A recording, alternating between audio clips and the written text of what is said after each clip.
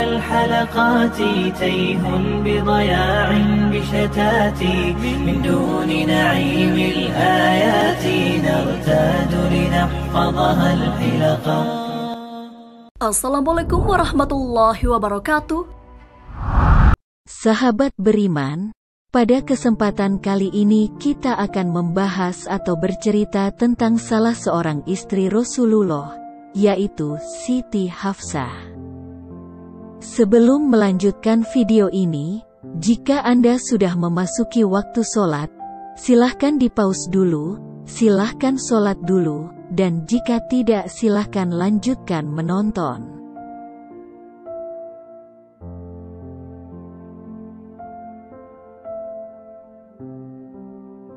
Nama lengkapnya ialah Hafsah binti Umar bin Khattab, bin Naf'al, bin Abdul Uzza, bin Riyah, bin Abdullah, bin Qurt, bin Rajah, bin Adi, bin Luai.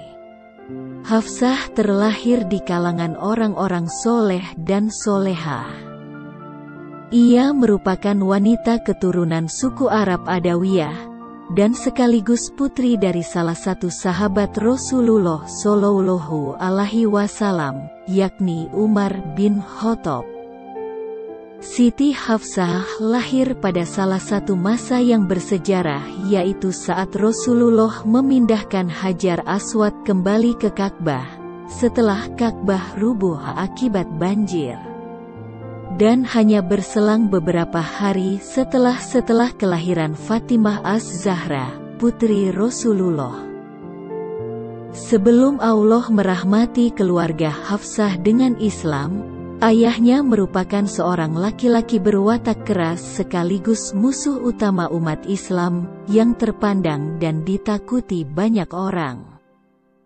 Ketika mendengar anaknya yang lahir adalah seorang putri, maka Umar pun merasa resah.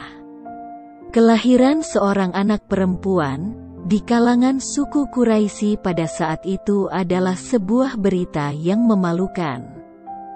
Anak perempuan pada masa itu dianggap sebagai sebuah aib yang mencoreng nama baik, jika saja ayahnya tahu bahwa anak perempuannya kelak akan menjadi sebuah kebaikan yang besar baginya, dan akan menjadi salah satu istri dari Rasul Allah, mungkin ia akan menjadi orang yang paling bahagia pada saat itu.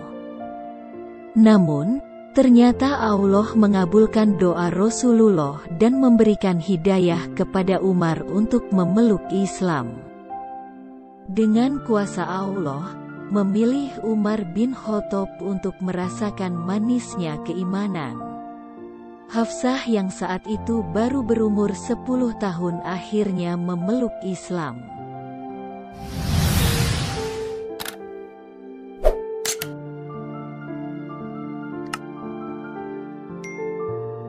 Siti Hafsah adalah wanita dengan karakter yang tidak jauh dari ayahnya. Ia adalah sosok wanita yang berani, berkepribadian kuat, dan tegas dalam berucap. Hafsah merupakan seorang janda dari seorang mujahid yang soleh, yaitu Hunais bin Huzafah As-Sahami. Pernikahan keduanya terjadi ketika para muhajirin di Habasyah kembali ke Mekah. Ketika sampai di Mekah, Hunais mengunjungi Umar, dan di sanalah ia melihat Hafsah. Umar pun langsung merestui ketika Hunais meminta untuk dinikahkan dengan Hafsah. Akhirnya berlangsunglah pernikahan mereka. Belum terlalu lama mereka menikmati kehidupan rumah tangga. Allah memberikan cobaan kepada Hafsah, sang suami tercinta harus gugur di perang Badar. Dalam peperangan tersebut, Allah memenangkan umat Islam meskipun berjuang dengan jumlah yang sedikit. Di hari-hari terakhirnya, dengan penuh kesabaran Hafsah mendampingi dan mengobati suaminya. Meskipun akhirnya Allah berkehendak lain, yakni memanggil Hunais dalam keadaan sebagai syahid, Hafsah yang saat itu baru berusia 18 tahun menjadi seorang janda. Umar yang mengetahui bahwa anaknya menjadi janda dalam umur yang masih muda pun menjadi resah. Umar berniat menikahkan kembali Hafsah dengan laki-laki soleh. Ia meminta Abu Bakar dan Utsman bin Affan untuk menikahi putrinya, tetapi keduanya tidak mengiyakan hal tersebut. Kemudian Umar pun menuju Rasulullah dan mengadukan semua kegundahannya kepada Rasulullah. Setelah mendengar semuanya, Rasulullah pun hanya berkata, Hafsah akan menikah dengan seorang yang lebih baik dari Utsman dan Utsman pun akan menikah dengan seorang yang lebih baik dari Hafsah. Pada waktu itu Umar merasa bingung. Namun ternyata itu merupakan sebuah pertanyaan bahwa yang akan menikahi Hafsah ternyata adalah Rasulullah. Tak dapat dilukiskan bagaimana bahagianya hati Umar saat itu. Akhirnya Hafsah resmi menjadi salah satu istri dari manusia yang paling mulia di bumi ini, kekasih Allah, yakni baginda Rasulullah.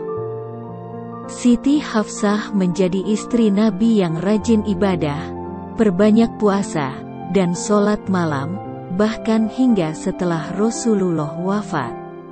Keistimewaan Hafsah adalah, ia berhasil mengumpulkan Al-Quran karena kepandaiannya dalam membaca dan menulis. Al-Quran yang sebelumnya mengalami penghapusan, dapat terkumpul kembali. Salah satunya adalah karena Hafsah satu-satunya istri Nabi yang pandai membaca dan menulis.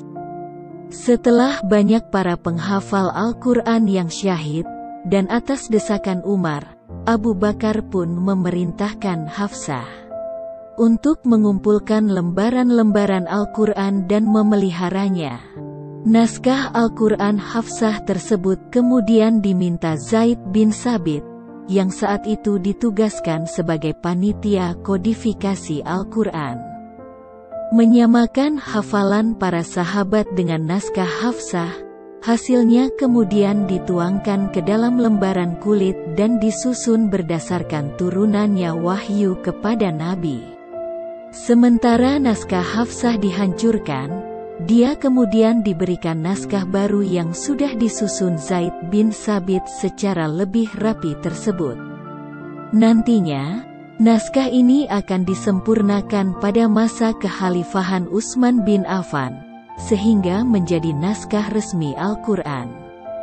Siti Hafsah pun menjadi pemilik mushaf pertama, dan mushaf pertama tersebut berada di rumahnya sampai ia wafat.